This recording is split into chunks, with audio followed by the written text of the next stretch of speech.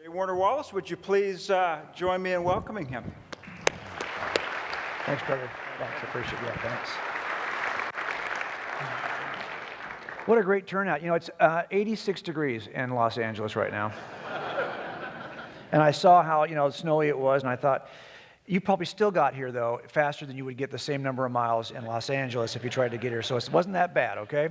We're going to talk tonight a little bit in a short form about kind of my own journey to see if it maybe will help you understand at least where I'm coming from and maybe rethink some of the things. Even if you're a Christian who's come and you're committed and you already know this is true, I want to kind of stretch you a little bit because there's a couple other ways to look at everything, and I want maybe to help you see the value in that, especially for our young people who, for the most part, are about to face challenges that I think would be helpful to know if this is actually true or not. So what we're going to try to do is go through a perspective that I took as a detective. I was raised in Southern California, and my dad was a cop at the agency where I actually work now. He has my name, and back in those days, he was the kind of guy, I don't know if you can see it, there he is. He was the kind of guy who was a very committed investigator, a true cop's cop, and he was also a guy who was really a committed atheist. And my entire family was filled with atheists. My mom was kind of a cultural Catholic. And I can tell you that he was somebody I really respected. Now, I thought at first that I would probably not get involved in this career because I had a kind of an interest in the arts. And so I went to school as a design major and went to UCLA for architecture and finished that degree. And then at 27, I ended up back in the same academy that my dad was in. I just kind of followed in his footsteps. I don't know if you guys know anybody in law enforcement, but this is a kind of career that is typically multi-generational, right? And it has been for us. As a matter of fact, my son now does the same job that I did for years. And so we've kind of been here for 3 generations. Now, if you want to work investigations and you're starting in a municipal agency, you're not going to start off as a detective. You're going to start off in patrol. And you're going to work patrol calls. And I did my share of working patrol calls. Back in the 80s, you had to have a mustache like that in order to get hired. You'll see that everyone's got that mustache, and the longer you work, the bigger it gets, right? As a matter of fact, I worked on SWAT for 3 years. You'll see that I think the entire SWAT team has something like that. That's not even me, that's somebody else. But everyone's got that mustache. That's just what had to happen in the 1980s. And you learn some things in those. And during this entire time, I was very committed antagonist of my friends who were Christians, largely because as I asked them why they thought Christianity was true, the cops I knew who were Christians, they had a very evidential approach about their casework. So they would never think that somebody is guilty for a crime unless they had 5, 6, 7, 10 reasons why this guy is guilty. But if you asked them, give me 5 reasons why you think you can trust Scripture, they couldn't do it.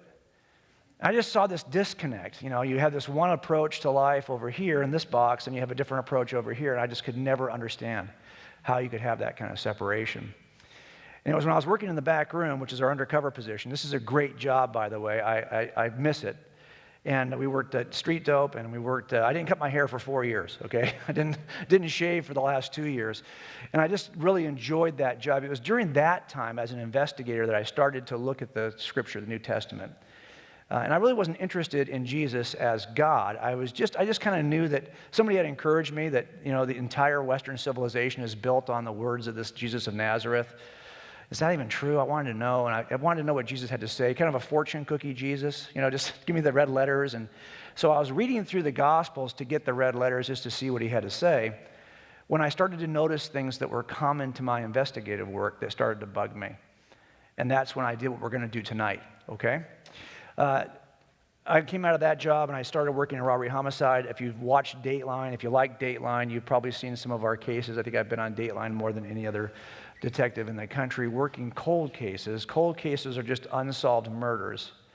There's no statute of limitations on a murder. So if you kill somebody 30 years ago and nobody catches you, we can still catch you. Those cases don't close. Other cases do close. Robberies do close. Burglaries close. But murders don't close. So what I'm going to try to do is share with you an approach that I learned working cold cases that I think might help you as you look at this case of whether or not Christianity is true. My son is there still doing the same work that I did for years before him. He's using the same tools that I used. I used the same tools that my dad used before me. So we're like the George Foreman of law enforcement, I always say. I was at a Christian school at Living Word this morning. I asked the students if they knew who George Foreman was. I think some of them did. But I said, he's got 6 boys. And their names are George Foreman. So we're kind of the same way. We've been in the same industry, and if you ask for Jim Wallace at our agency for the last 55 years, there's been somebody there to answer the phone. So what we're going to do tonight is cover a lot of material that I write about all the time at my website, Cold Case Christianity. I hope it'll be helpful. I'm going to send you resources at the end of the day from this website, because we're doing a shortened version of this talk tonight. We're going to do about a 45-minute version of the talk. It takes about an hour and a half to do it, so I will send you what we don't talk about. Make sense? You'll get it in terms of a video that I'll be able to download. And we also have a phone app. You can watch the videos on the phone app. Everything on our website's available on the phone. And if you like social media, a brother in law enforcement was complaining that I already started following him on Twitter. I am on social media a lot, so if you are interested in following us, and if you wanted to tweet something about tonight, I have some suggestions. This is a good one right here, I think. That's a pretty good one. The coolest guy ever would be good. Or Cold Case Christianity is incredibly amazing. Be sure to tweet those early and often. All right, let's jump in. Dawkins, I think, here really represented my view, although I was not this recently that I held this view. He wrote this relatively recently. But I really resonated with what he is saying here.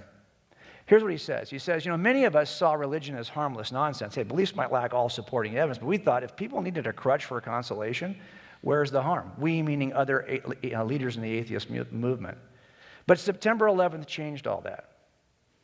And I would have agreed, because all the Christians and believers that I knew really couldn't tell you why it was true. And they couldn't really offer any evidence for it. And I just thought about, if you hold a belief that's unexamined, without any supporting evidence, then please don't run for office. Because if you're somebody who doesn't use evidence to draw conclusions, I don't want you to make conclusions about what war we should jump into or about what social policy we should embrace. I thought, man, I just can't, that's not a good way to go through life, making decisions without any supporting evidence. But the real question is, do we think that Dawkins knows what the categories of evidence are broadly and what counts as evidence for events that occur in the past? Do we even know what do you guys even know what the categories of evidence are? And so that's what this discussion is really about. He would probably say, well, look, you have some philosophical arguments, but you don't have the stuff that you would use in court. You don't have testable, forensic, physical evidence to support your claims as a Christian. So I think that's where I would have stood until I learned what evidence was and what kinds of evidence we use in trials. So the real question tonight is, what qualifies as evidence to begin with? And do we have any of that stuff to build the case for what we believe as Christians? That's what we're going to try to do in short order here tonight. Now, you might be wondering why or how or what's the crazy relationship between working cold cases and studying Christianity. Well, I want you to think for a second about the nature of cold cases. Cold cases are events that happen in the distant past. My case is from about 1979 to about 1988. The last case we just did that was on Dateline last year is a 1979 case. Also, I don't have any living eyewitnesses who can tell me who did it, who can still alive to testify in court about who did it. I didn't have any at the time. That's why the case is cold. Think about it. If you had living eyewitnesses at the time who could tell you who did it, it wouldn't have gone cold. It would have been solved. So I don't typically have those kinds of things either. And I went through all my old cases when I first opened this detail, because we didn't have a detail. So we started this detail and working cold cases, and I went through the first 30 unsolved murders in the last several years, and I said, man, if we could find just one where there was a DNA link to a suspect, we could solve this really quick, and we could impress our supervision. We could probably keep this detail open. And I just could not find a single case that could be helped with DNA. Other agencies have them. We just don't have them in our agency. So we're not able to solve them that way. Instead, what we do is we build cumulative circumstantial cases to solve these. And I'll bet you when I say this word here, circumstantial, most people see that as a negative. You'll hear it on TV all the time. Oh, it's a purely circumstantial case. It's only a circumstantial case. It's usually said in a negative way. Would you agree?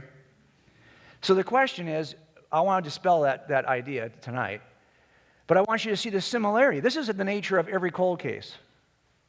But it's also, if you think about it, I've got cases where a witness was interviewed 35 years ago, and then that witness died. And the officer who wrote the supplemental report about that witness, he's also dead. So now I've got an old report describing something in the past from an eyewitness who's no longer available and also an author who's no longer available to me. What does that sound like to you? This is the nature of any ancient account from antiquity. So a lot of what we're talking about is very similar with Christianity. An event in the distant past, no forensic evidence, no living eyewitnesses who can testify, but we can make a case cumulatively with circumstantial evidence. Now, let's talk about circumstantial evidence for a second. There are two forms of evidence, only two forms. Every case is built with these two forms. There's direct evidence and there's indirect evidence. That's it. Everything fits in those two categories. Direct evidence is eyewitness accounts. That's what it is. Everything else is indirect evidence, also known as circumstantial evidence. That means that DNA found at the crime scene, that's not direct evidence. That's indirect evidence. The only thing that counts directly is eyewitness testimony. So if you're going to build a case with eyewitness testimony, you have to have what? An eyewitness. Who's living, who can actually testify. Everything else we're going to do based on an indirect case. Let's examine what I'm talking about with this. Let's say we have this guy, and he's been accused of killing his girlfriend with this baseball bat. He's bludgeoned her to death, okay? Now, at the time he did it, if I had a witness, well, heck, he was there, right? He's a witness. I could just ask him, hey, what happened? But if I ask him what happened, do you think I could trust anything this guy would tell me? Probably not. Especially if he's been lying for 30 years about this, he's probably not trustworthy. So we're not going to probably be able to do it this way. We need a different eyewitness. Let's say somebody's across the street, somebody who saw the entire thing. Somebody who says, yeah, I lived across the street from this victim for lots of years. She's a beautiful girl. I've known her since she's a little kid. And she's always fighting with her boyfriend. And this happens all the time. And sure enough, on this particular day, I heard her screaming and fighting with her boyfriend again. So I looked up, and through the plate glass window, I could see that they were having another yelling match. And then I see him punch her. And then she goes to the ground. I see him get out a baseball bat. He just starts wailing on her. He ran out to a car and drove off. Okay, well, how do you know who this guy is? Oh, well, I've known that guy as long as I've known her. They both grew up in this neighborhood. We're a very tight-knit neighborhood. We do all the holidays together, Christmas, Thanksgiving, block parties at 4th of July. We've known each other forever. As a matter of fact, this guy was wearing the shirt that I gave him for Christmas 2 years ago. Now, that's a good witness. Would you agree? If she holds up during cross-examination, I could make this entire case with one piece of direct evidence, this one woman's eyewitness testimony. This is what's known as a direct evidence case. Got it? Let's change the scenario slightly. What if, at the time of the murder, our guy was not wearing the shirt that was given to him at Christmas 2 years ago by the witness, okay? What if instead he's got a mask over his face and he's wearing a different shirt? Well, I'll leave that shirt on him for now, but let's put a mask on his face. Now the witness will say, he kind of looks the right build and height and weight as the boyfriend, but I can't tell you for sure if it was the boyfriend because I couldn't see his face. How do I make this case? I cannot make it directly. I now don't have a witness who can identify my suspect. I got to make it a different way. I have to make it indirectly. So let's try to do that. Let's go over and talk to this guy, knock on his door. Hey, dude, what were you doing yesterday at the time of the murder? He gives me an alibi. I was out drinking with two of my friends. Okay, great. What are your friends' names? We go talk to the two friends, and they say they haven't seen this guy in 3 weeks. He's lying to us about his alibi. So now I got a guy who fits the general description, and he's got a BO alibi. How many of you right now feel pretty good about him just starting off? He's lying about his alibi, and he fits the general description. Raise your hand. Okay, got it. Let's go one more step. What if when we do a search warrant at his house, he's got a murder weapon in his closet? He's got a baseball bat. Think about it. Who in the world in the St. Louis area would have a baseball bat in their closet, right? I guess everybody. I did this talk for a whole week in the Vancouver area several years ago. And in Vancouver, at some point, someone stopped me after about a week of these talks and said, Jim, here in Canada, not so big on baseball. And if we are big, it's not on this side of the country, it's in Toronto. In Vancouver, nobody even likes baseball. If you had a baseball bat in Vancouver, you would be a suspect. So I'm going back to Vancouver in about 3 weeks, and guess what he's going to be using in 3 weeks? He won't have hockey stick for sure. He'll have a hockey stick in Vancouver. This is an unusual baseball bat, though, because this baseball bat is kind of messed up. In the fat part of the bat it's nicked up and dinged up because he looks like he's been using it for something other than baseball, like a club. And when you do a forensic test on the bat to see if it's got any blood or tissue, you discover that it's got nothing because he's soaked it in bleach. Now, can you even think of a reasonable explanation for soaking your baseball bat in bleach? So now I've got a bleached bat, BO alibi fits the general description. Not only that, his pants, when you do the search warrant, have been spot cleaned. We use a thing called luminol. It's a chemical that we spray on certain surfaces. Under certain lighting, it luminesces, it glows, especially if that has had body fluids, blood, or certain forms of detergent, they will glow. And sure enough, this is glowing at the knees. It's a really dirty pair of pants. They're covered in dirt and mud. You do a test for blood, it's KM negative, it's no blood. There's no blood, no body fluid. This apparently is detergent that he has used on the knees that is now glowing under luminol, and this detergent looks like he's been spot cleaning something.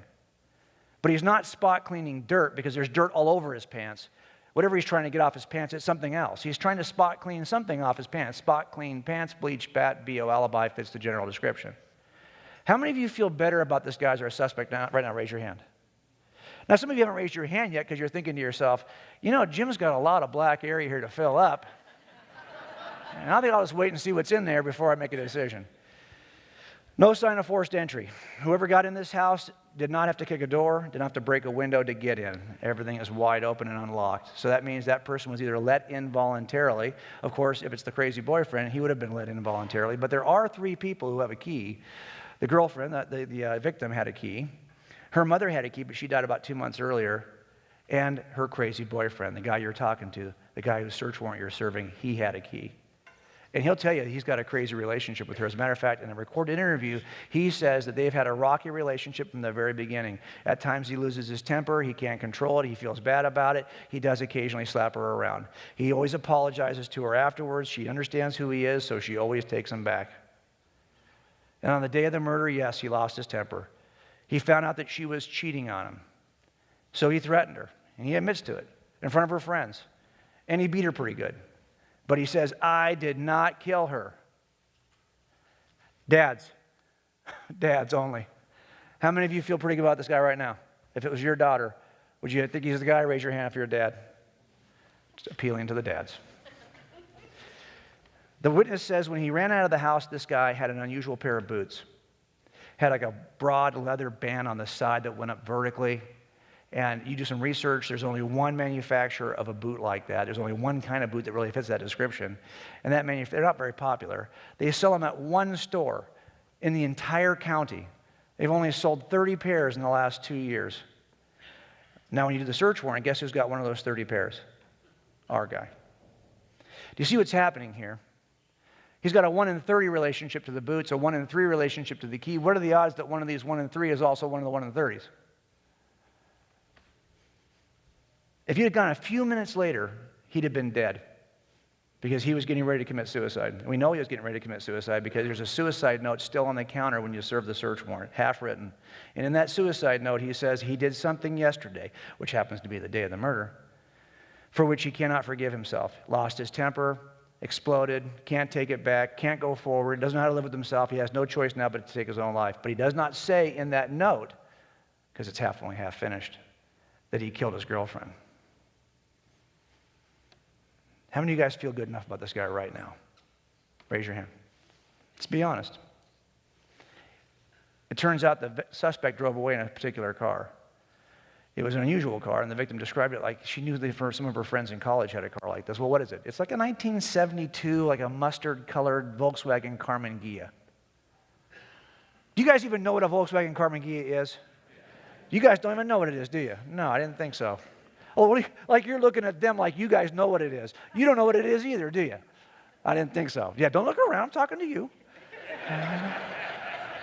That's right. Oh, you do a little research. I don't know how about Missouri, but in California, we've got a few of these still on the road. Not very many. In DMV reports, you might have 3 or 4 in Southern California that are operational. But what do you think he's got in his garage? He's got himself a 1972 yellow Volkswagen Karmann Ghia. Now, it's still quite possible that this guy is innocent. But we don't care about possible. We only care about reasonable. The standard of guilt, of proof rather, is not beyond a possible doubt. Because if it was, you'd never convict anybody. It's beyond a reasonable doubt. for a reason, because there's always open questions, always unanswered questions in every case. So we can explain this some other way, but the real question is this reasonable? Now, defense attorneys are very good about trying to argue it something like this. I can explain this some other way. I just did a case with Robert Shapiro for the O.J. Simpson case, and he's really good at this. I can explain this some other way, and I can explain this some other way, and I can explain this some other way, and I can do this 8 times. None of these actual causes are related, but it's just an amazing string of 8 coincidences. In a jury trial, I'm not going to do a case with 8 pieces. I'm going to do a case with 80 pieces, all that point to the same reasonable. I call this death by 1,000 paper cuts, right? Because in the end, I could argue it's just an amazing, he's just incredibly unlucky that the stars happen to align perfectly to make him look bad, or he's just incredibly guilty because he is the one common causal factor that unifies the entire set of evidences.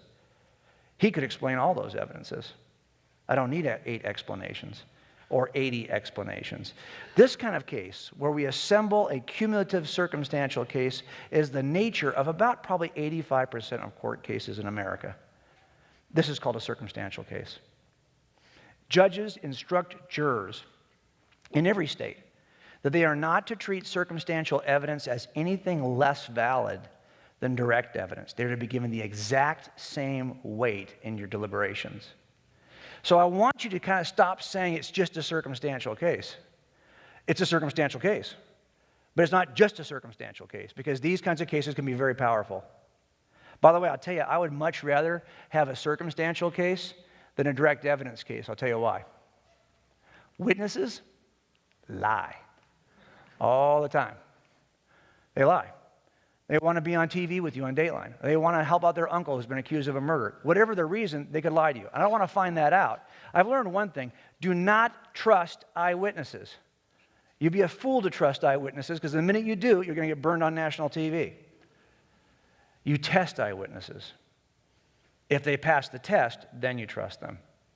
And we have 14 jury instructions we use to test eyewitnesses. I've kind of consolidated all that into these 4 categories. To make it easier for you, I'll give you 4 single words. If a witness was really there to see what it is he said he saw, if he can be verified by some piece of corroborative evidence, if he has been honest and accurate over time, hasn't changed his story, and if he doesn't possess a bias, you are to consider his testimony reliable, even if you don't like the guy. You can't get into jury deliberations and go, you know, I get it, and in every way we've tested him, he passes the test, but you know, I just don't like him.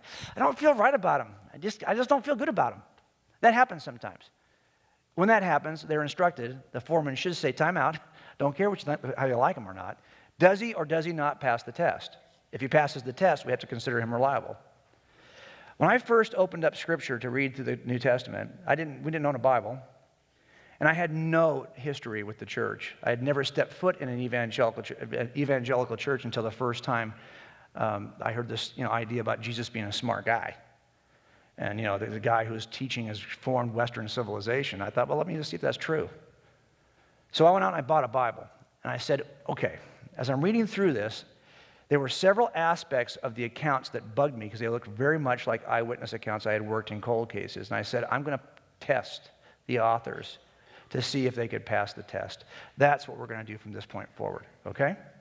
Now, we're not going to be able to talk about this one, which I think is a bummer because there's so much in this category, but trying to get this from 1 hour and a half to 45 minutes, this is one piece I could take out and get down that low.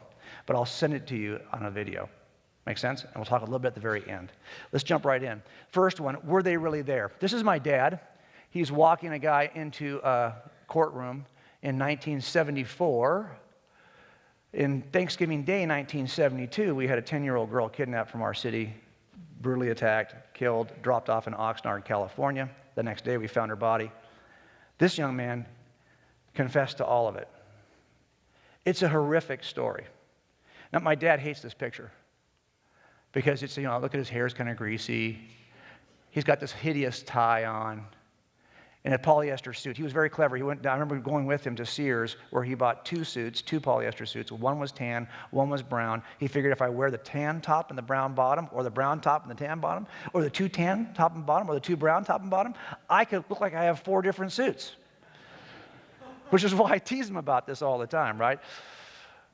But he never watches my talks. He's never read my books. He's not interested in this kind of stuff. So he's never seen that I'm teasing him. So hopefully, Dad, if you're watching, call me. I've been teasing you for years. Here we go. This guy confessed to everything. It's the 1,000-page transcript. I opened it up again probably around 2003, read through all of it again. None of it is true. He confessed in great detail, but we eliminated him about a month after this photograph was taken with blood evidence. Doesn't belong to him. He made the entire story up.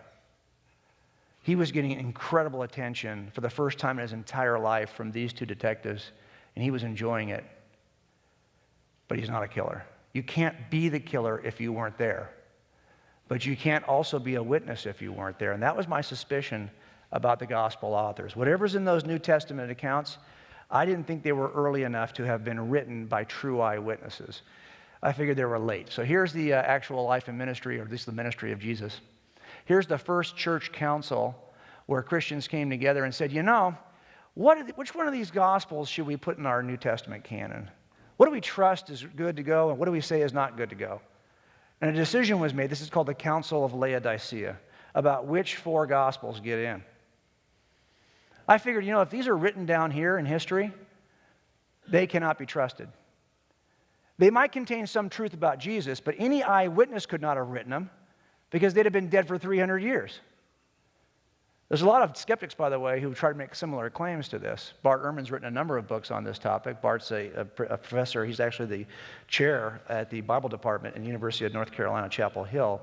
Done a ton of debates, written a lot of books, making the case for all kinds of things against Scripture. He's not a believer. He is an atheist. Well, he would say he's an atheistic-leaning agnostic. Okay.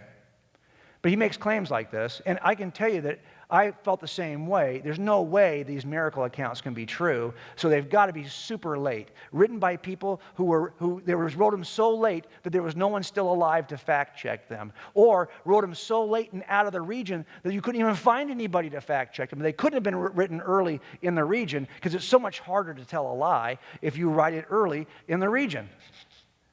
So I figured he's got to be right. He's got to be pretty late dated.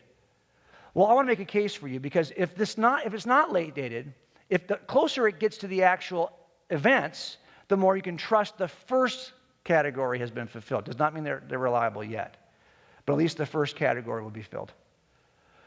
I wanted to know, how early are these Gospels? I taught you about circumstantial evidence for a reason. Now we're going to make a circumstantial case for the early dating of the Gospels. Okay, for all of you Sunday school graduates, what is that book by Luke in which Luke describes the life of the disciples after Jesus ascended into heaven, when they're out preaching around and having a good time, right? What's that book called? Book of Acts. Does Luke in the book of Acts ever mention the destruction of the temple, which Josephus, the Jewish historian, locates right around 70 AD? Is that in the book of Acts? No, it's missing from the book of Acts. I want you to think about that for a second, because this is one of the most horrific events that ever happened in Jerusalem. The Roman guards came in, they blockaded the city. Anybody who tried to escape Jerusalem, they crucified on the road on the way out.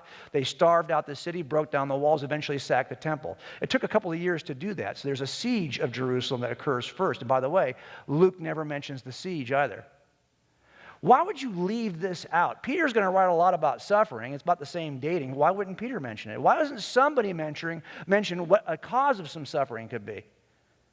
You can imagine if you're writing a history of New York City and you left out the Twin Tower attack, people will be scratching their head about that. This is even worse. The starving was so bad that Josephus says that when they finally came inside the walls of the city, the Roman guards found that one mother whose son had passed away about a week earlier was now eating her child to stay alive. She was starving. You wouldn't mention that kind of stuff. It's missing from the book of Acts. Not only that, Paul, is he alive or dead at the end of the book of Acts? Paul's alive, and we know about when he gets martyred.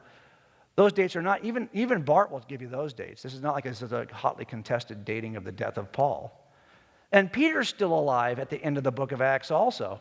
He dies around the same time. James, his death is not mentioned by Luke. James dies around 61 in Jerusalem.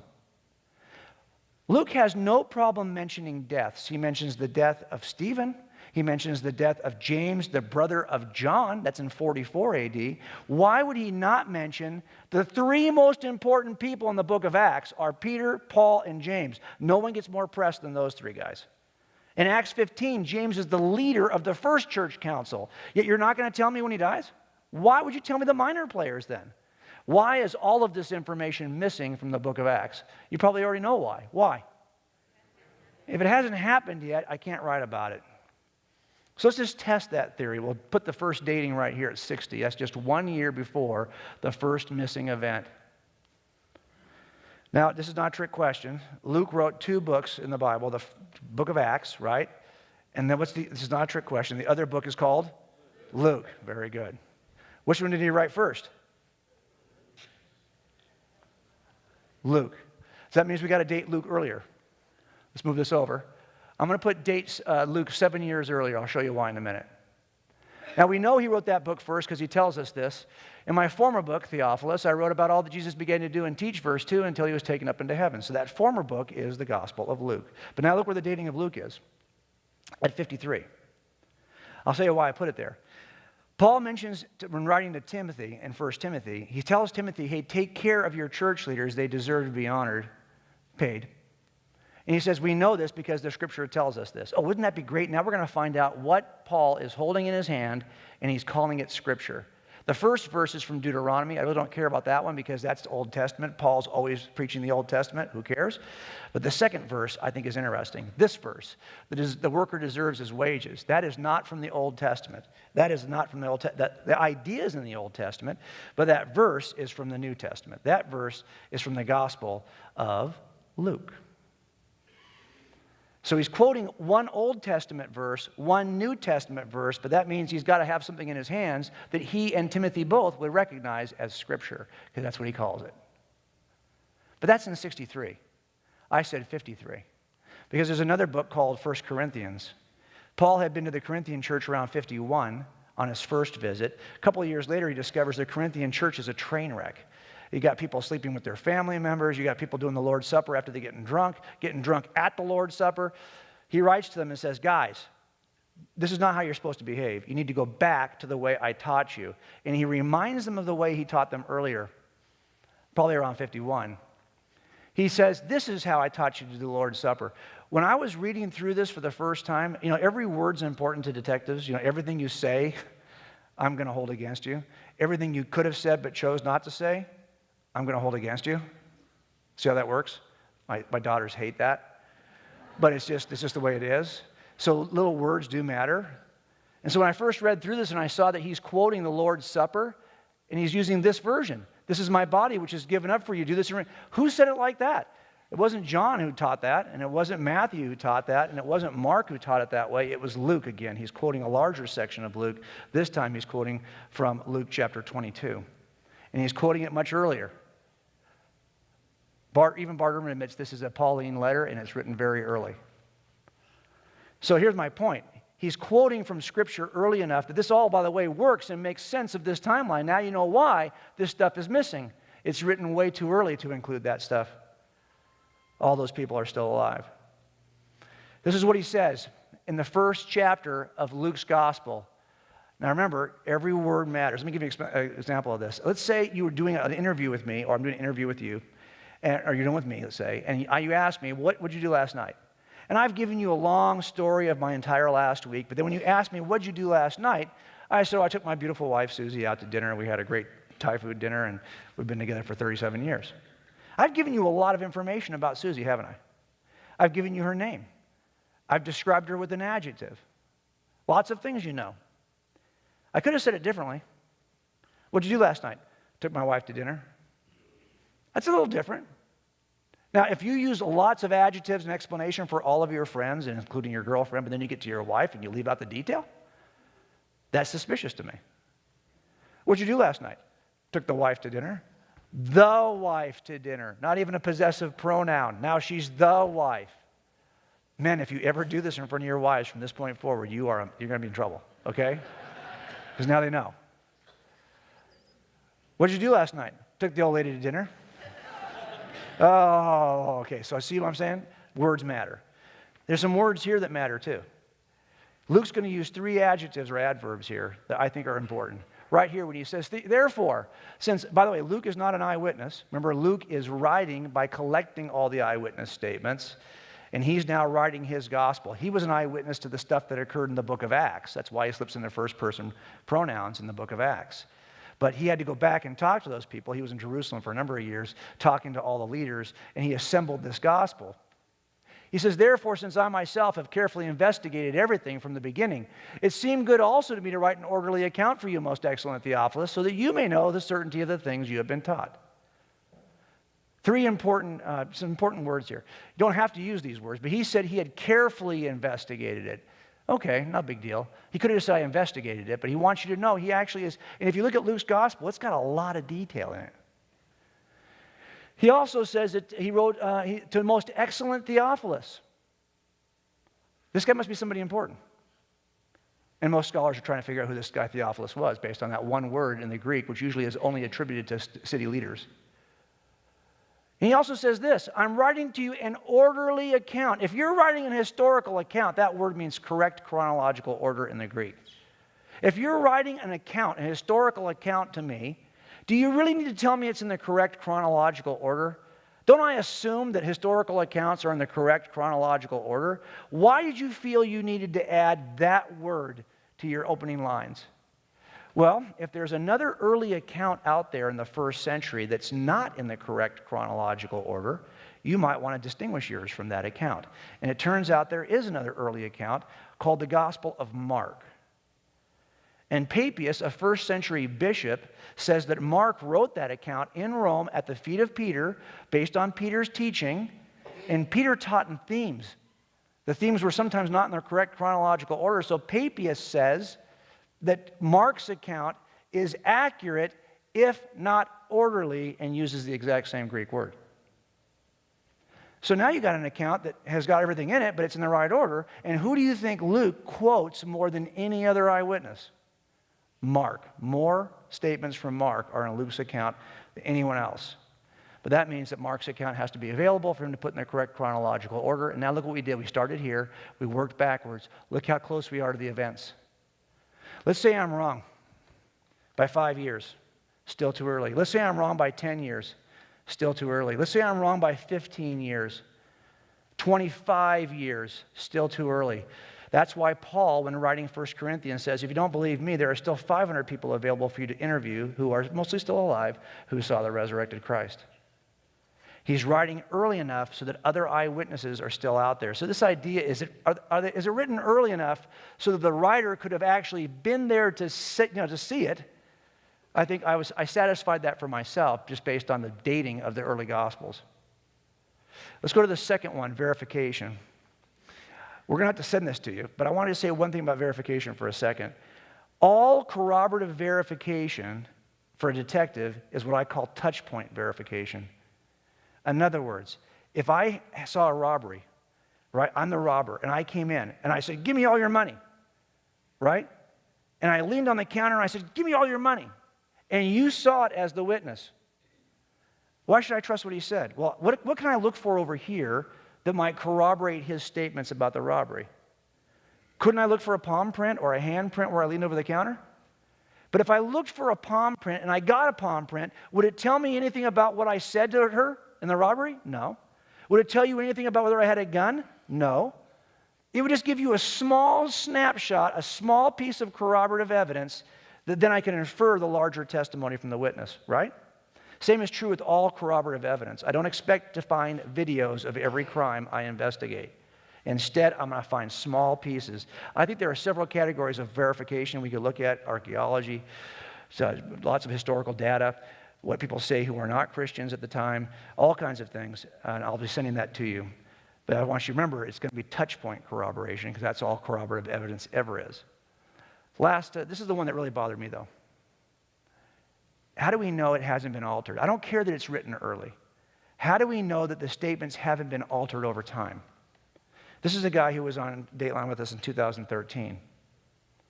He killed his wife in 1981.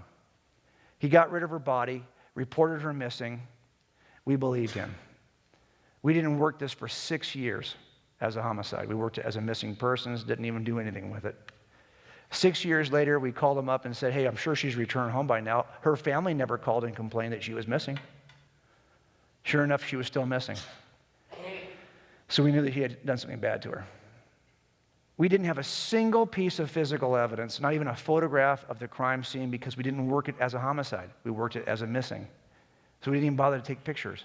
He had now moved from the house. We couldn't even go back to the house and do a search. What can we recover anyway? It's been 6 years. Nothing. Yet we convicted him in 4 hours. Why? God bless you, because he changed his story over time. And he continued to add small details. Instead of forgetting details, he continued to add small details. And as a result of that change over time, you knew you couldn't trust him. By the way, we couldn't answer significant questions for the jury. How did he kill her? Don't know. He never told us.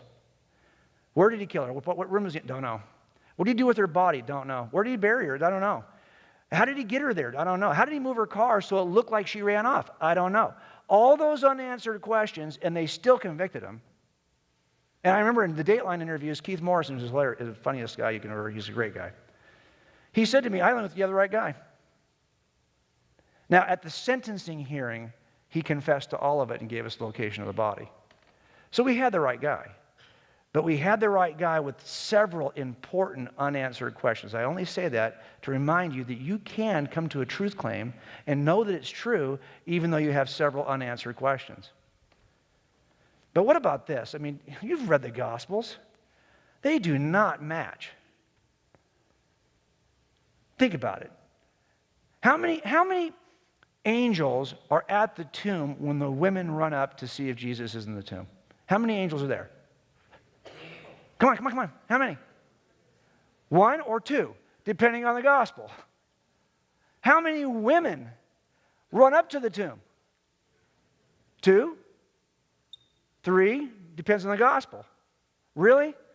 There's a sign hanging over the cross of Jesus. It's only a few words. There's 4 gospels that describe it. Do any of those gospels agree at all? No, they don't. Yet you want to trust those things. I can tell you when I was a new investigator of this, and I was looking, this never bothered me. The fact that I saw a level of variation between the gospel accounts never bothered me. Because by this time I had been working these cases for years, and I knew what eyewitness accounts look like. And I'm here to tell you that witnesses never agree. If they do, something's up. I had a case once where it was the middle of the night, I get called out, it's raining. Yes, it does rain in California occasionally, but it wasn't snowing. It's crazy. And we got there, and sure enough, I should have asked. It was the middle of the night. I was half asleep. I didn't tell the dispatcher. What I always tell the dispatcher when I get called out in the middle of the night. I didn't do it this time, though. I almost always will say, I'm on my way. Please have the officers at the scene separate the eyewitnesses. I almost always say that. But this night, I was tired. For whatever reason, I didn't say it. I wish I had. Because when I got there, because it was raining, the officers thought they were doing us a favor. They took all of the witnesses, about 3 or 4, actually 3 that were good, and they stuck them in the back of the same car to keep dry. They sat there for an hour talking to each other before I got there. So you're already groaning because you know that's not good. Why? Because now they're trying to work out the apparent difficulties in their observations. I'm pretty sure he had a big gun sticking in his waistband. No, that was like a big belt buckle. Oh, maybe you're right. No, don't talk her into what you think it is. Let her tell me what she thinks it is. Because probably the truth is actually in the middle somewhere. And I need to have both pieces of detail so I can figure out what really happened. I know that eyewitnesses are going to be messy and apparently contradictory and fuzzy and just a mess.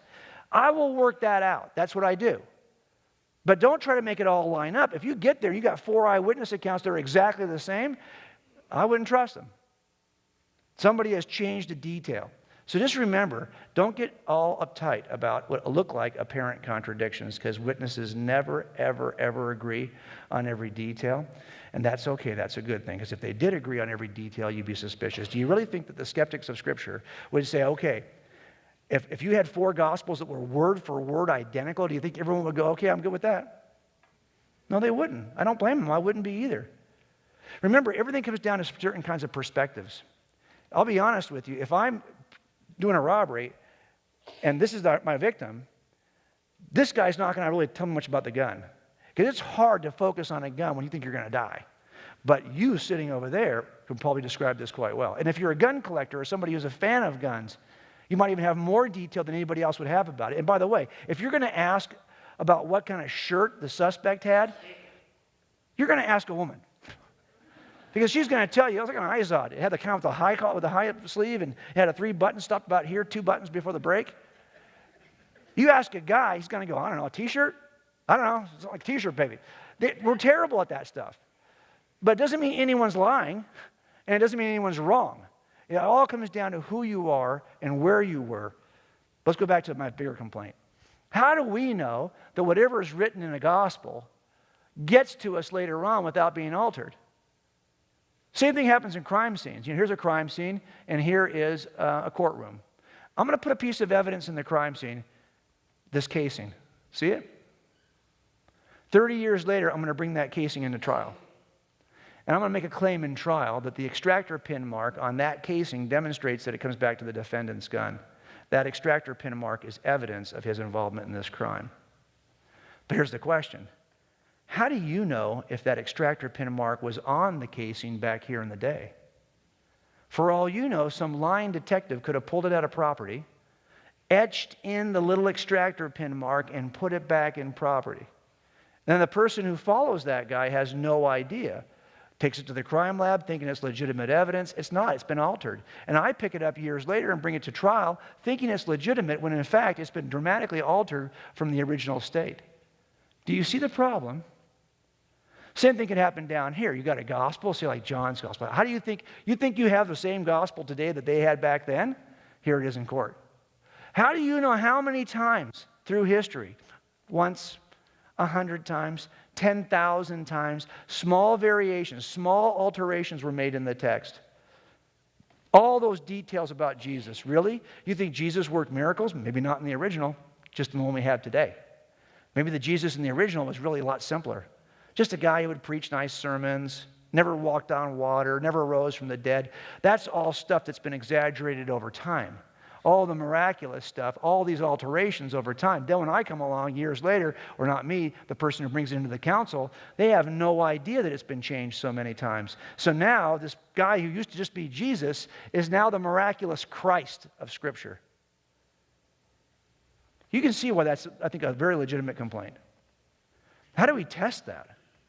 There's a way to test it in criminal trials. I'll show you what it is. Here we are back at the scene. Ask this question.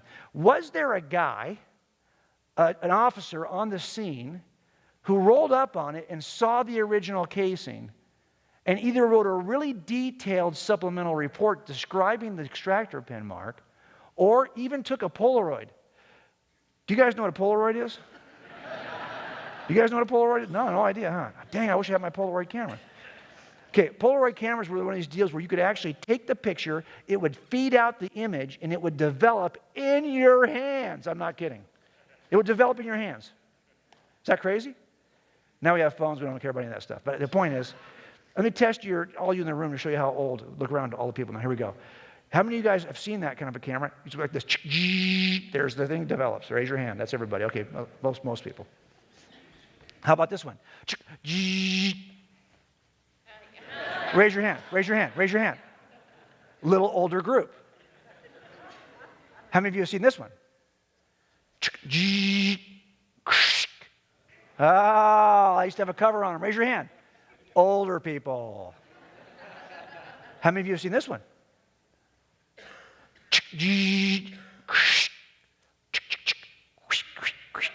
We used to put the solution on the photo so it would develop. Raise your hand if you know that one.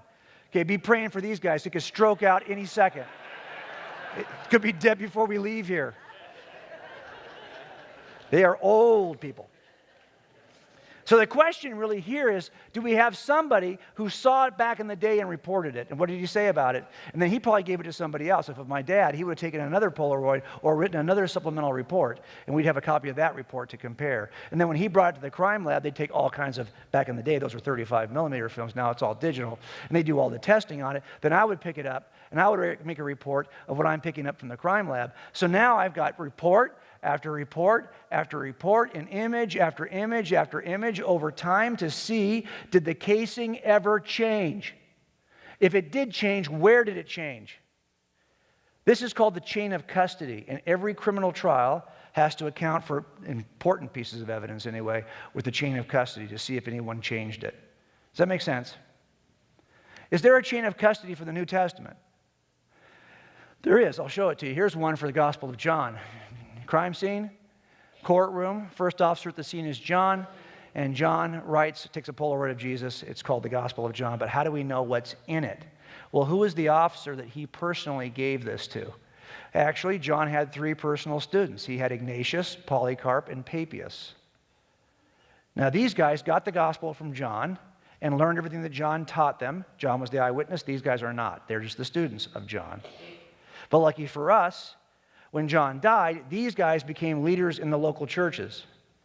And they wrote letters, they're not in your scripture, but these letters to the local churches describe what they learned from John. There are 7 existing letters from Ignatius describing what he learned from John, and I can't find anything from Papias.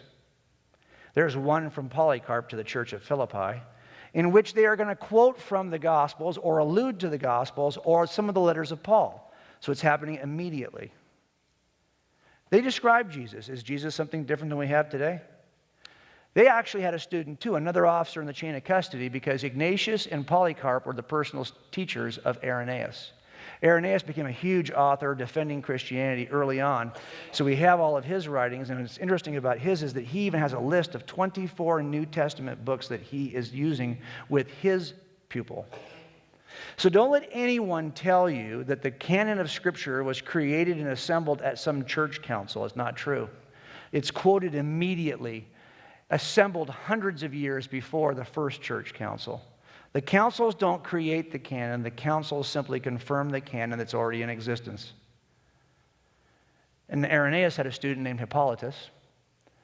Now, Hippolytus pretty much says the same kind of stuff that Irenaeus says, and he's also got his own list of 24 books that he uses, but unfortunately, he got in trouble with Roman authorities, and he dies in custody. I cannot find a student. So his stops there. But here's a chain of custody from Paul. Remember he mentions Clement and Linus in his letters? They became the first 2 bishops in Rome. Through this bishopry all the way to Justin Martyr, who is the teacher of Tatian. I cannot find a student of Tatian. Peter teaches Mark, who hand selects the first 5 bishops in North Africa, who then start a school in Alexandria. And they've got Pontianus as the first leader of that school. He teaches Clement. This is not Clement of Rome. That's Clement of Rome. This is Clement of Alexandria, although they look identical, don't they? Look at them. Old guys with a white beard. As a matter of fact, this entire group is old guys with a white beard for the most part, except for 2 rock stars right here. Origen's a rock star right there. And I think Justin Martyr's pretty cool looking too. Anyway, the point is, I've got picture after picture after picture, image, report after report after report over the years to see, is Jesus different early? Does he change over time? Is he less miraculous the older he is? More miraculous the newer he is? And by the way, these are in 3 completely different areas in Rome. Don't be fooled. It's not as easy to speak in the first century back and forth to each other. You can't use Snapchat or Instagram or something to communicate. What do you use it for Scripture over there? This is in Rome. This is in Asia Minor. This is in North Africa. So with all of these images, you could ask the question, if you lost everything you had in the New Testament, you don't have any Scripture in the New Testament at all you had were the first officers in the chain of custody, what would you know about Jesus? Would he be less miraculous? No. He's identical to the Jesus of today. Born of a virgin. That story's in the very first accounts of Jesus. Born of a virgin, worked miracles, preached sermons, died on a cross, rose from the dead, ascended to heaven, seated at the right hand of the Father. You're stuck with the miraculous Jesus. He's not a late legend because he's neither late nor a legend. Let's go to the last one. Bias.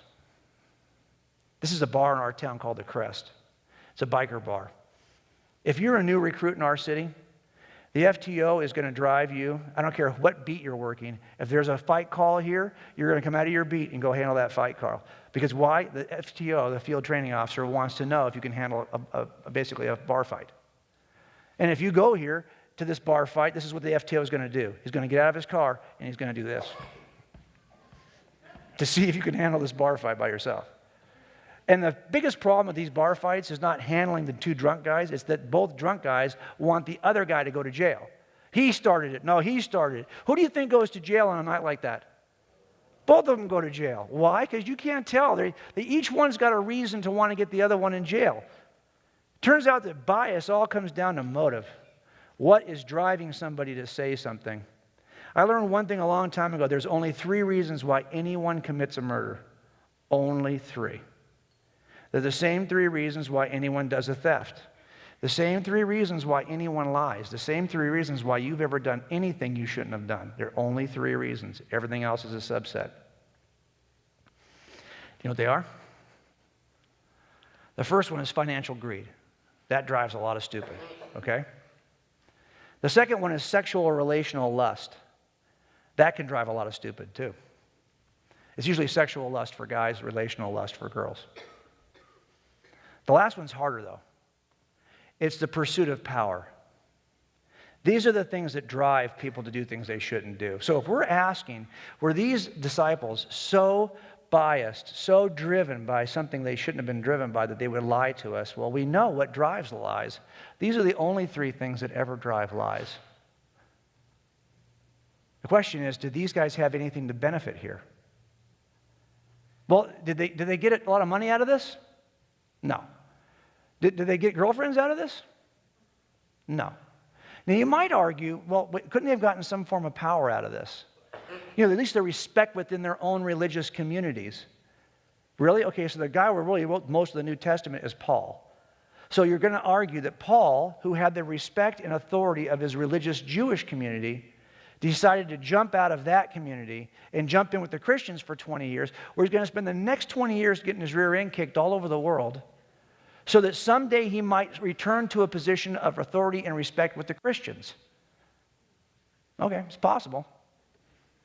But I don't think it's reasonable, because we know how these guys died. Now, I'm not here to tell you that every one of these ancient traditions about the martyrdoms of the apostles is spot verified and right on. Some are more reliable than others, for sure, but I do know this. A quick way to end this controversy in the first century is to get the body of Jesus and drag it around town. That'll put this thing to bed. The other way to do it is to get one of these witnesses to recant. There is not a single document anywhere in antiquity from any source against us or whatever that ever describes that any one of these guys died in any other way than is described here.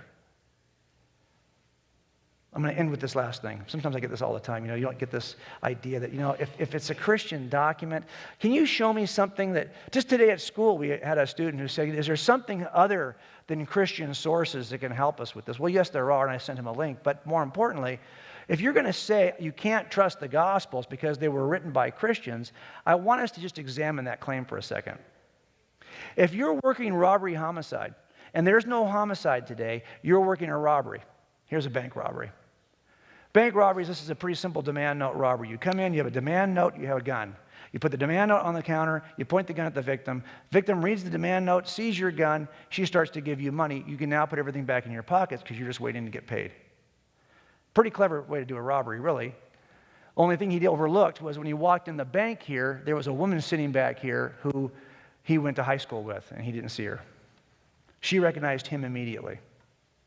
And she thought, you know what, I'm going to go say hello to him. But she had a customer, so she figured I'll wait until he's done with this transaction, and then I'll say hello to him.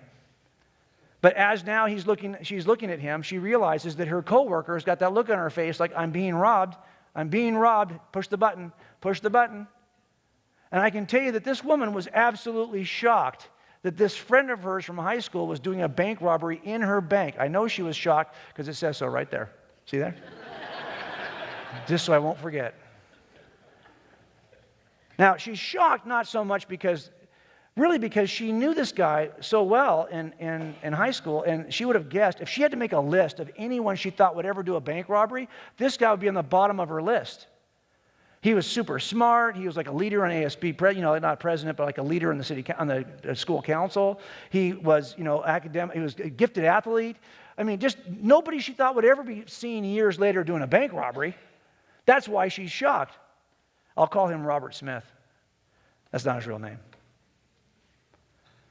Now, do you think I should go to Kathy and ask her any questions about what she saw? Should I interview her as a witness? I don't know. I'm not sure I can trust Kathy. Think about it. She's convinced that Robert Smith is a bank robber. You might say that Kathy is a Robert Smithian. Can you really go to Robert Smithians and ask them questions about Robert Smith? Can you trust what they might say? Could you see how ridiculous that is?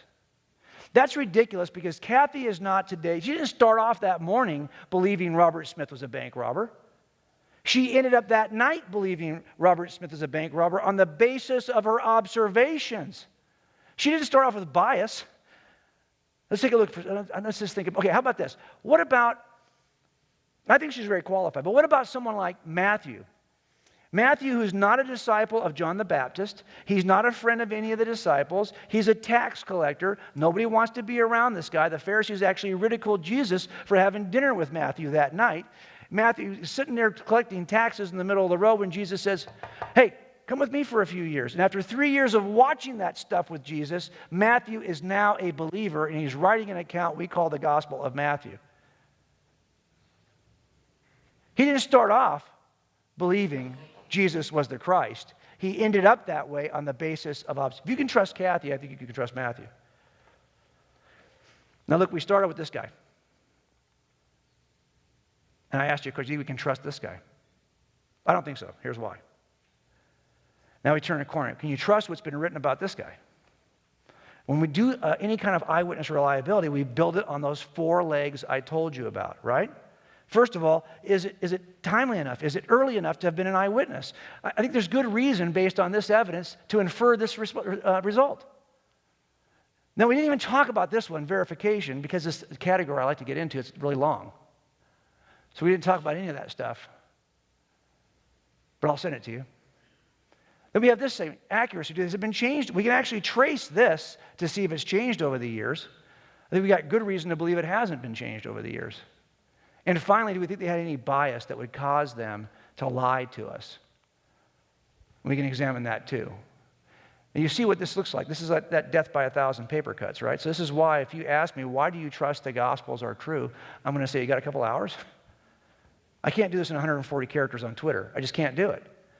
I don't have one silver bullet that convinced me. It was the strength of the cumulative case. Because if those things are true, then I've got a good reason to trust the accounts. But it took me months to get to this place. It was not an overnight deal for me. Okay, this is why when I look at this and I examine these questions with Jesus instead of my bad guy, I think, you know what, I can probably come back with a little different kind of response when it comes to Jesus.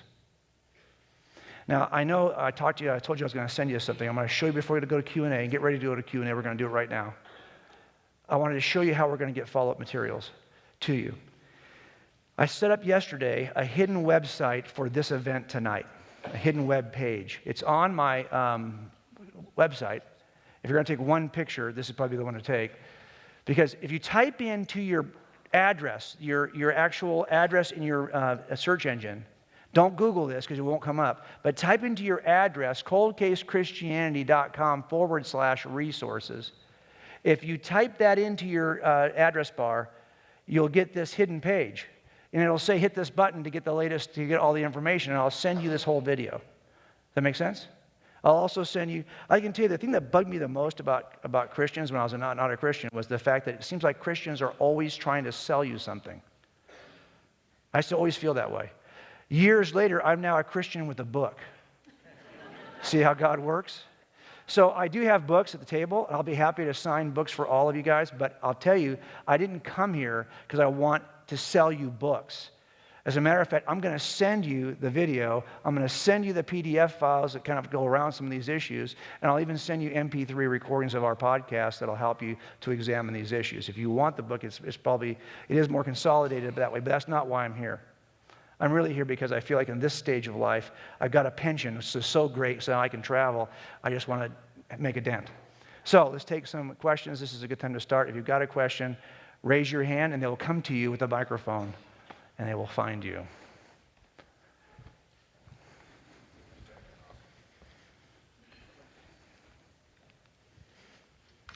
Hello. Hello. Oh, there we go.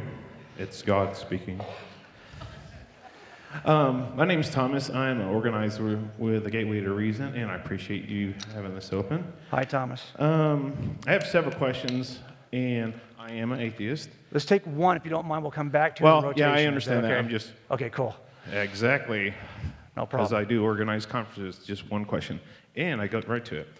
The one that I have first, which hopefully I can get one later, is why would variations happen with a message that was eternally vital to salvation? So a lot of that comes down to what is our doctrine of inspiration, and what do we believe about how the Gospels were actually transmitted to us. If the question was, wow, is there a way that a holy God could deliver to us manuscripts that we could then test to know for certainty that they're true, then I think we get them exactly the way we get them now.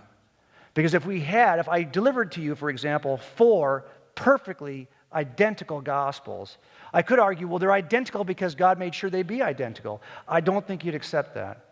I think in the end, if God wanted to present to us Gospels that have all the attributes, all the earmarks, all the telltale signs of reliable eyewitness testimony, they'd have to look like these. And I think that's exactly what we've got. Now, if your doctrine of inspiration forces you in a certain direction, it doesn't for me. I do believe in the inspiration of Scripture. But let's just say for a minute, I didn't. Let's say for a second I actually thought there were error in the manuscripts. Well, the question would be, does that error mean that it's unreliable? And we have a jury instruction for that very specific thing. We tell jurors, do not think because someone makes an error in testimony that they are not reliable. Because people do sometimes see things. So even if I thought that there was error, for me personally, the standard is not inerrant. I've never, ever had an inerrant witness. Ever. The standard for me is reliability. Now, that's a different issue, though, where I stand as a Christian theologically. But for me, as a skeptic who was reading it for the first time, the issue was really reliability, not inerrancy.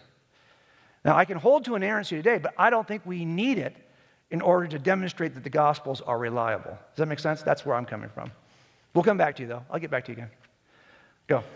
My name is Ben. I noticed that you had a lot of the students of the different gospel writers and so on.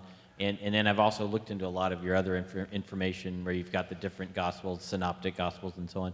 So where do you get all that information? Because I've done a lot of research, and some of it's really difficult to find.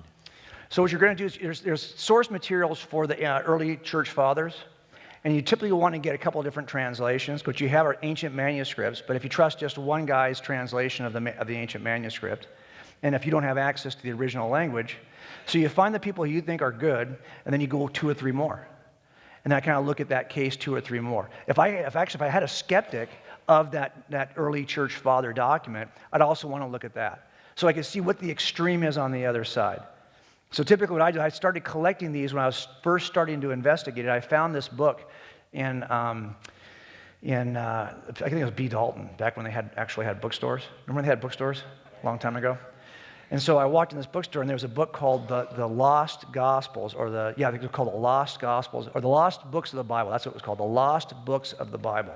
And I said, oh, this is awesome, and I bought this book. Well, it started me on a search of not only the non-canonical Gospels, but everything from antiquity, including the church fathers. So I just started collecting the stuff as I found it. I think I've tried to reference most of my source material, though, in cold cases, in the footnotes. So, it's in there, but it's not necessarily help. You got to find it, right? I just went on Amazon and purchased all that stuff when I found a good source I liked. Go. If the Bible claims to be inerrant, and yet there are apparent contradictions in the Gospels, like with the sign above Jesus on the cross, What do you mean when you ask if the Bible claims to be inerrant? So, what passages are you referring to when the Bible says it's inerrant? In, I believe, 1 Chronicles, it says that the entire Bible is inspired by God. So if God is a perfect God, then wouldn't anything he inspires necessarily be inerrant? And if it is inerrant, then what does that say about the validity of the claim that it's inerrant if there are apparent contradictions? So what it really comes down to, do we think that a perfect God would allow anything bad to happen at all? Forget about Scripture for a second. Would a perfect God, all-powerful, all-loving God, would he ever allow any evil to occur, including evil to this manuscript? I think most of us say, well, we know we are in a world in which there is an all-loving, all-powerful God. The question is, why would anyone all-loving and all-powerful allow anything, really anything outside of his control to happen? Why would he even allow you to make a decision or a copyist to make an error decision? The question really is, I think the most reliable nature of the Gospels is the variations for me. It's the one thing I knew, having worked with eyewitnesses, that if I didn't see that kind of variation, this is probably not. If all there is one manuscript, no other manuscript, and they all match, I'm going to have a problem with that. I'm going to think, like in Joseph Smith's manuscripts, I'm going to think that something has been altered, that something's been corrupted, so these all line up. If a perfect God wants to deliver to us something that we can test and know it's reliably true, I think he did just that in the kinds of gospels we have. That's how I'm seeing this. But I think the problem, of course, is if we're really asking, why would God not stop that kind of bad thing why doesn't God stop bad things from happening to anybody? It's really part of a larger question, right? So then it comes down to, do we have a theodicy that might explain why God would allow anything bad to happen to anybody, including things bad to happen to the manuscript? Clearly, I can tell you one thing. If you've watched the journey of, I didn't take this out. If you give me a second, I'll try to put back in a slide set that'll help kind of explain this a little bit. So let's take the next question. I'll try to put that in real quick. Yes. Sorry, John. Oh, no problem. Everything you're doing here is great, and I appreciate all of it. But I think everybody understands that if a person isn't open to this, they're not going to hear it. So my question to you is what was your driving force? What sent you in this direction? Because you claim to be an atheist, and then you've moved to Christianity. Mm-hmm. What was your driving force? What opened your heart and your mind to it? Well, I can tell you my story. I've got a kind of really poor analogy I use when trying to describe how I think this lands in terms of God's overarching sovereignty and your free agency. So I'd like to be able to resolve that 2,030-year argument theologically here in the next 10 seconds, but I'm probably not going to be able to do that. But I can tell you, for me, I didn't have any interest. If you ask my wife, what started all this, and she said it on TV a couple times now, I don't know. I just know that we went to church and he heard this guy talk about Jesus is a smart guy, and before long, everything got turned upside down. And I think that's just how it happened. Now, if you ask me what this really kind of theologically, why this happens this way, I'm always hesitant to kind of talk about these things, especially in a big public forum, because I don't want non-believers to think I'm making a statement about non-believers, because I'm not. And I don't want it to sound like there's any pejorative here, because there's not. I'm just describing my own experience, okay? So I think if I always put it this way, this is a bad analogy. Remember, if anyone tries to give you an analogy about the nature of God, it's probably going to be bad. So get ready. If you ask me to give you an analogy about the Trinity, good chance this is going to be a bad analogy, right? Because it's hard to capture the nature of a Trinity in an analogy. So let me just kind of give you the analogy I use for this. If in order to get saved, you had to voluntarily order a mushroom pizza, my son David would never get saved because he hates mushroom pizzas. Well, he hates mushrooms. So he is not going to order voluntarily a mushroom pizza, period. He's just not going to do it. So I can make a case for mushroom pizzas. I heard about a pizza place here called Pandera's. Is that true? This place is closer to the school, I guess. It's supposed to be really good. If we walked into Pandera's and I made a case for mushroom pizzas to David, it would have no impact on him. Why? Because he hates mushrooms. He'll never order it. But what if, before we walked inside the pizzeria, I could remove David's hostility toward mushrooms? Now when we get in the pizzeria together and I start making a case for mushroom pizza, he's had his enmity toward mushrooms removed. He would go, wow, I'll try one. Now he's voluntarily ordered that mushroom pizza under the nature that has been changed because he's had his hostility toward mushrooms removed. So there's three things at play here, it seems to me. There's got to be something that removes that hostility toward mushrooms. Or you're right, I can do all the case making I want, it's not going to do anything. But once that's been removed, I have a role to play. Why, by the way, would God even allow me that role? Do you think God needs my case making to bring people to God? No, he doesn't. But I make the case. And then David, having heard the case I made, makes a decision under his new nature. Everyone's got an action here now to take care of, right? Everyone's got some part in this game. But I think God would allow me to make the case because he's trying to do two things here. Number one, bring David home. Number two, give me the kind of confidence and discipleship certainty that this process gives me. So he's gracious to both of us, and he brings one home, and he uses me to do that. and I get a chance to play in this, and something good happens to me as well. So I think there's a way to resolve how we feel about the nature of God and how we actually could act as case makers and why we need to be acting as case makers. And that probably didn't even talk about anything you actually wanted to ask, but. Pat, I've got one here, and I've got two more on the back. Do you have any on that side that you're going to? Okay, I'll go ahead and take this in here. The argument that I have heard regarding the four Gospels was more that they conspired together because they were so similar. So I had the same feeling. I guess this is not a question. I'm sorry. You're not going to ask two questions, I'm just are you? making a comment. So you made it pontificated with a comment, and now you want a question on top of it all. Go ahead, real quick. Well, when I'm done, I'll say, do you agree? Yeah. Yeah, exactly. Yeah. Da-da-da-da-da-da. Do you agree? But what you're saying, or what the other person said, it's not necessarily going to bring people to Christ, but even those who have accepted the Lord need to know they didn't have to check the brains at the door. And the second thing is that it just strength for me after I got saved. There were years of, I did the same type of thing that you did because my father's a physicist and my mother was a microbiologist, but the funny thing is him being a hard mathematician, he's the one that said he didn't know how the world started. Neither of them were real religious at the time. And he said that he didn't believe in the Big Bang because it was just mathematically ridiculous, and that a lot of hard scientists actually felt that way, but they kind of went along. And so then I thought, I need to dig in. So in digging in and going to things like this, it just strengthens it for me. So I just thank you. Don't you agree? There you go. There you go. Put it in the form of a question, okay? If you can't put it in the form of a question, you can't say it. I do have a question. Okay. Mr. Wallace, thanks again for coming to St. Louis. Yeah, of course. I asked an employee here earlier about how many people were present. They said it was a little over 500. Wow. And 500 people in this room are clearly interested in apologetics, whether they're Christians or not. Yes. I'm curious to know, what do you say to pastors? What do you say to parents? What do you say to teachers that don't think apologetics or case making or offering a reasonable defense is important?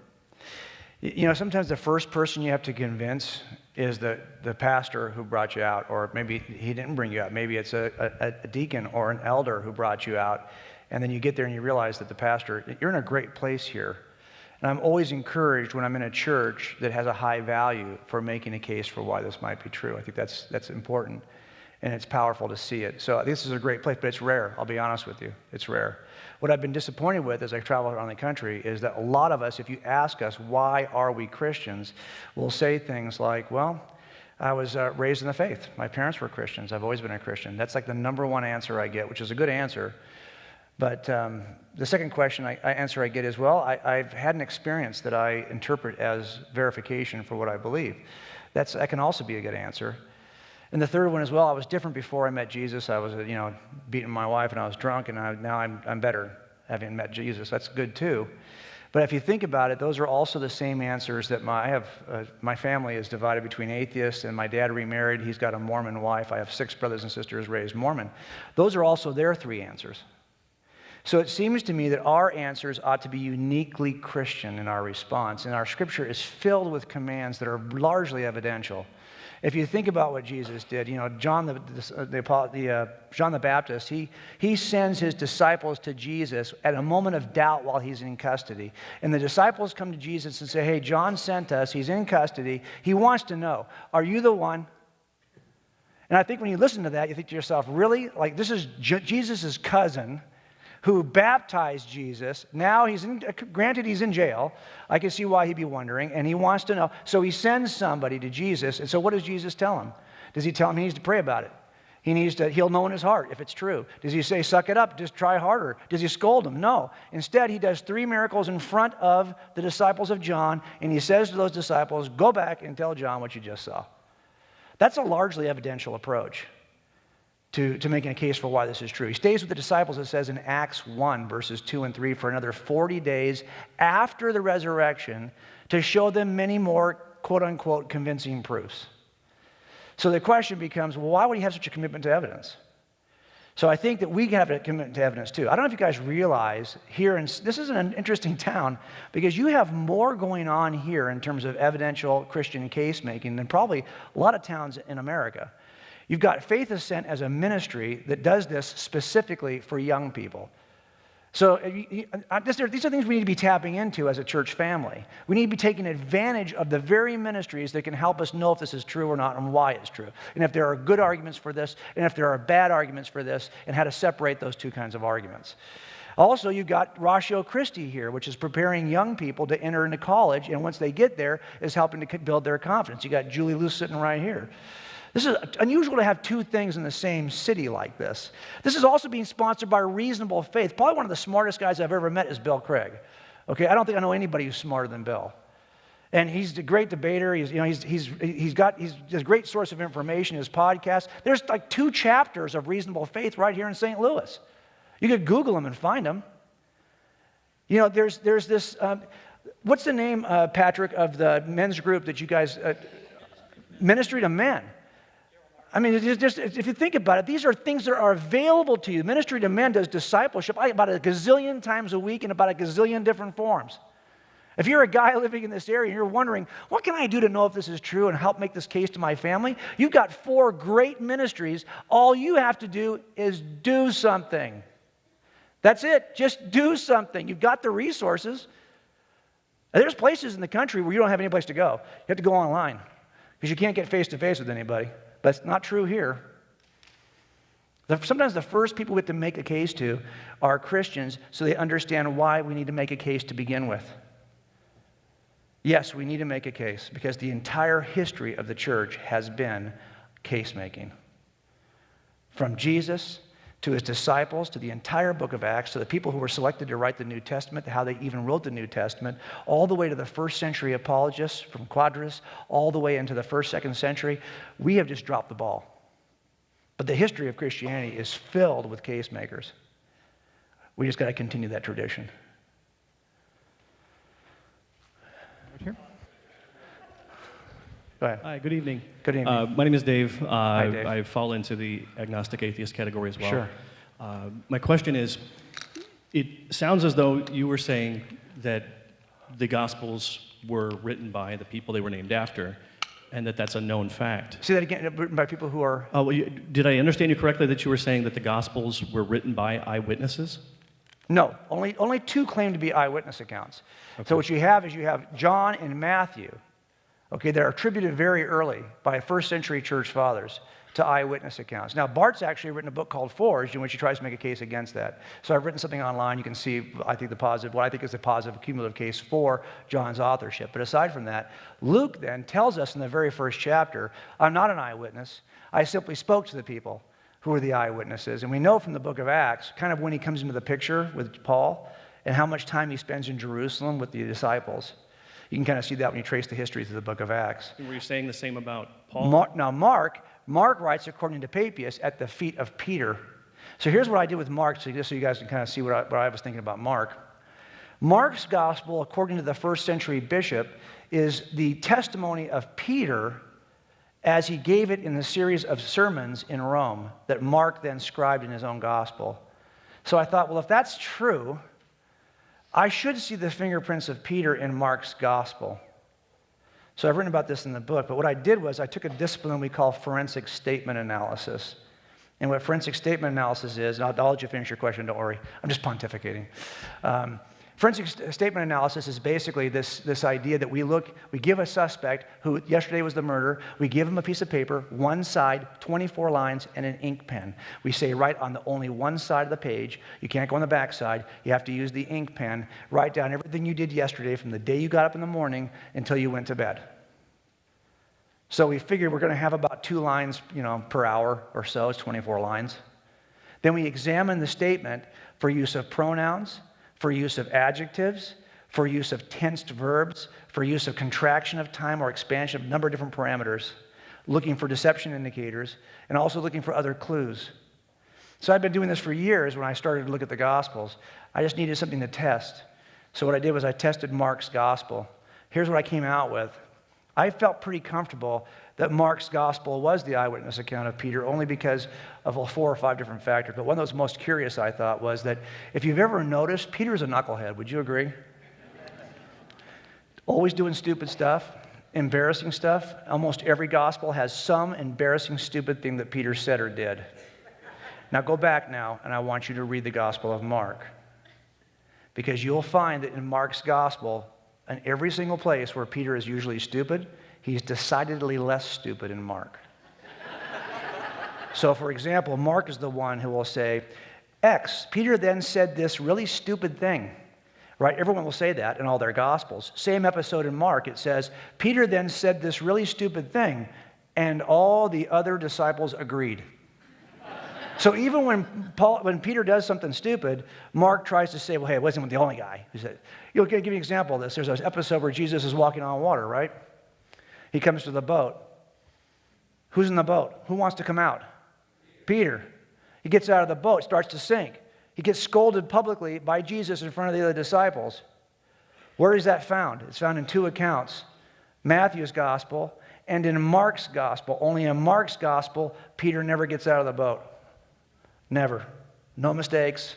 The most error-free Peter account is Mark's gospel. There's also a couple of details in Mark's gospel that are specific to Peter that only Peter would know, and they show up in Mark's gospel. But the point is, so I was looking at that to see, does it make sense that Papias' account really could be the eyewitness account of Peter transmitted through Mark? The follow-up to that was, assuming that the stories, as we read them in current Bibles or even as far back as the Codex Sinaiticus, are correct, if everything is accurate, how does that make vicarious redemption okay? How does that make what? Or scapegoating. The concept of somebody dying for a forgiveness of somebody else. In other words, if I was robbed... Right, let's just take one of those, and we'll go. Sure. Is that okay? I mean, I know we could probably go on all night. I'll just take one. So basically what you're saying is, if this is a reliable early account, how does that make scapegoating, for example, okay? So, I mean, it's kind of a different way of approaching the issue of scapegoating. I would say that it's not just a reliable account to Sinaiticus, which is 325 AD, because that's the first entire piece of Scripture.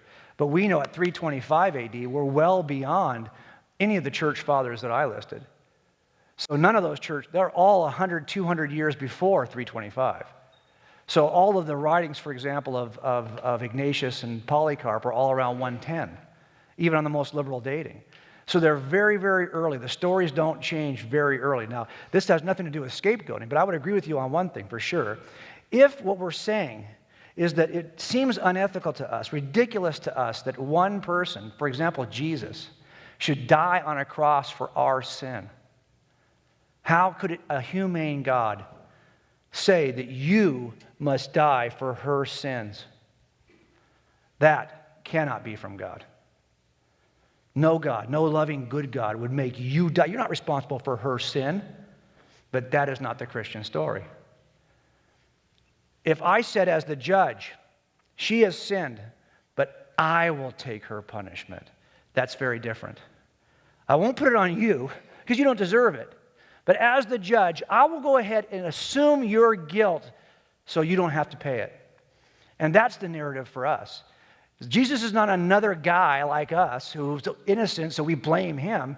Jesus is God incarnate who takes on the burden of that sin for himself. It's a very different narrative. If he was just another created being, that would be horrific. If, on the other hand, he is the uncreated creator incarnate, that's very different because it's the judge taking the penalty on himself, not scapegoating that penalty onto her or you or anybody else. So I think it's really about a theological construction of who Jesus is. We're going to run short of time here, Patrick. Jim, let's make this the last question. Okay. It's 8 o'clock. Just a quick question. Those details that don't agree between the scriptures, are they small supporting details, or are they major details about the life and death and works of Christ? So a couple of things. It's actually worse than the way I first put it to you, so let me make it as bad as it can be before we correct it, okay? Let me go through one more piece with you, and then I'll show you. I'm going to show it to you visually if I can. So just give me 1 second. I apologize. I didn't know we were going to do this, so I didn't set it up for this. But I'm going to try to do it right now. Give me a second. Here we go. Okay, here it is.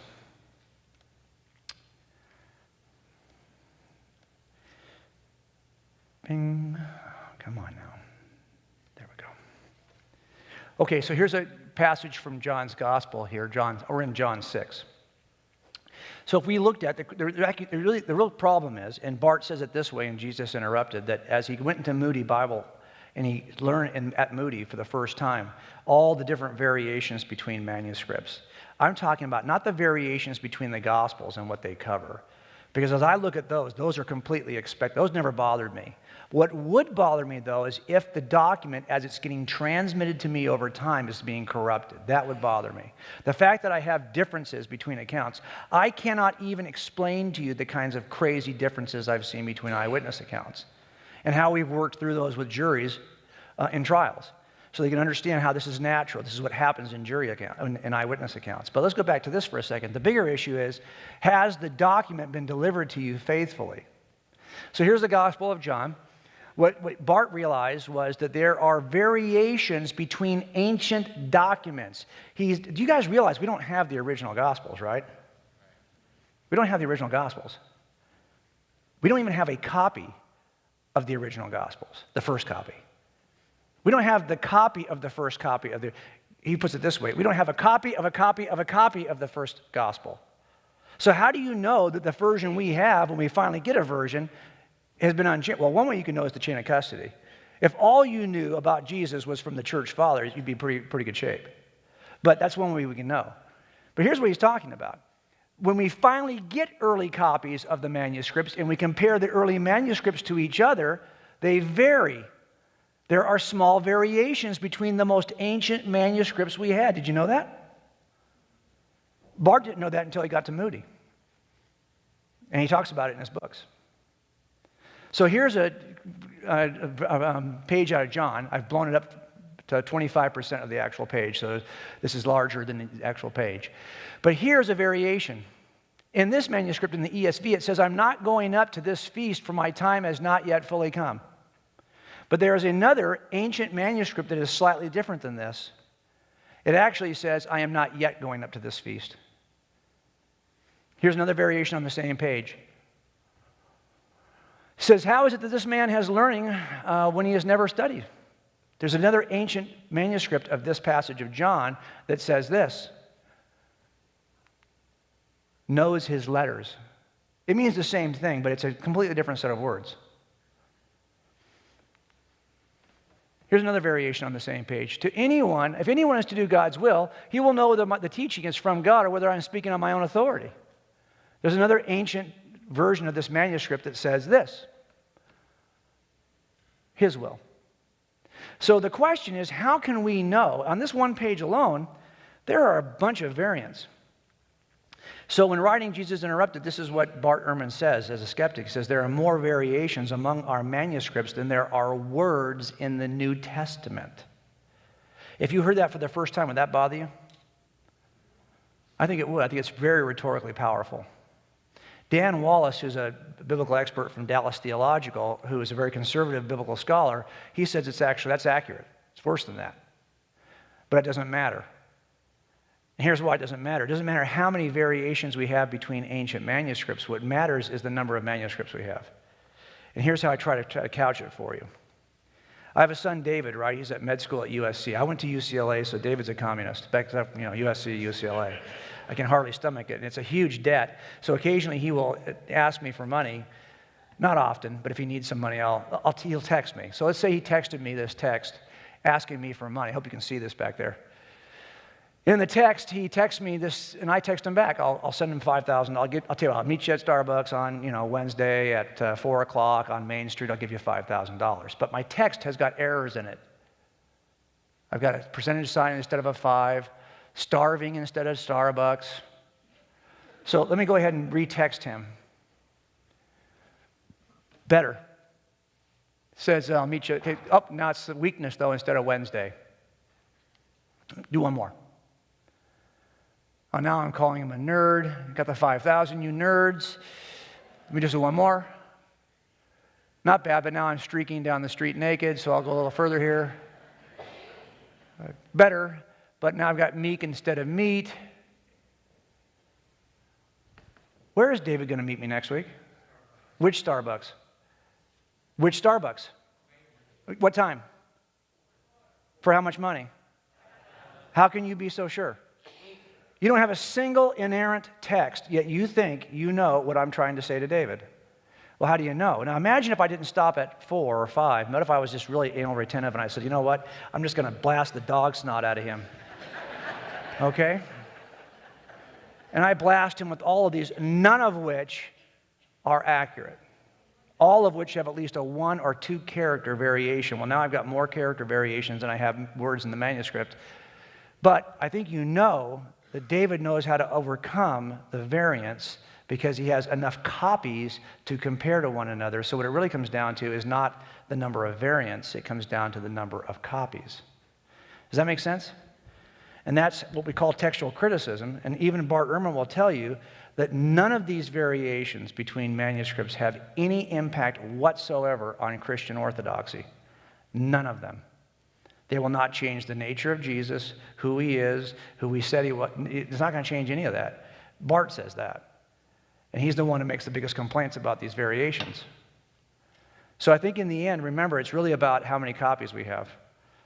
Let me see if I can show you how many copies we have. You can write these down. These are the copies from which the ESV is translated. I think it'll help you see. There you go. That's a lot of copies we're using to translate. And that's how we're able to remove copy errors. It's one thing to say, hey, I see the copy variations, but to not describe how it is we remove them is disingenuous. We do remove them to return to originals. So we know what the original message is, even if we don't have the original document. Also, we can test it. We can say, hey, what did the first officers in the chain of custody say about this? And we already know what they say about it. If you're trying to eliminate the miracles of Jesus or the claims of deity, the claims he makes of deity, you can't remove those. Those are in the first church fathers too.